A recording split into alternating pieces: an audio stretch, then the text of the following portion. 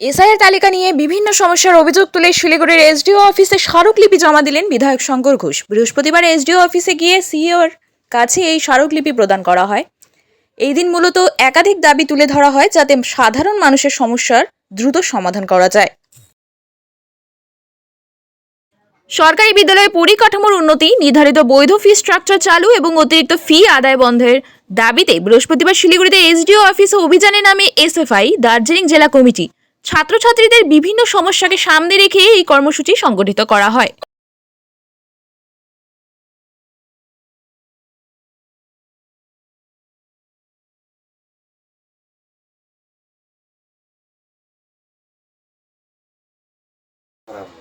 শিলিগুড়ি মহকুমার স্বাস্থ্য পরিকাঠামোকে আরও শক্তিশালী করতে একাধিক গুরুত্বপূর্ণ উদ্যোগ গ্রহণ করল শিলিগুড়ি মহকুমা পরিষদ।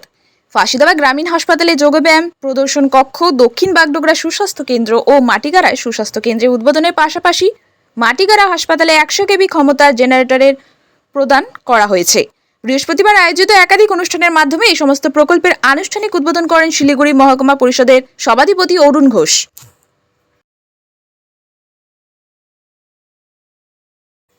শহরের বিভিন্ন প্রধান রাস্তা ও ছোট বড় সড়কের নিচে বিদ্যুতের তার, জল সরবরাহের লাইন সহ বিভিন্ন উন্নত প্রযুক্তির পরিষেবা বসানোর জন্য দীর্ঘদিন ধরে গর্ত খোঁড়া হয়েছিল। সেই গর্তের কারণে সাধারণ পথচারী থেকে শুরু করে যানবাহন চালকদের নিত্যদিনের সমস্যার মুখে পড়তে হচ্ছিল। শিলিগুড়ির বহু রাস্তায় এবড়ো খেপড়ো ও গর্ত তৈরি হয় দুর্ঘটনার আশঙ্কাও বাড়ছিল বলে অভিযোগ ছিল নাগরিকদের। অবশেষে সেই সমস্যার সমাধানে উদ্যোগ নিল শিলিগুড়ি পুর নিগম।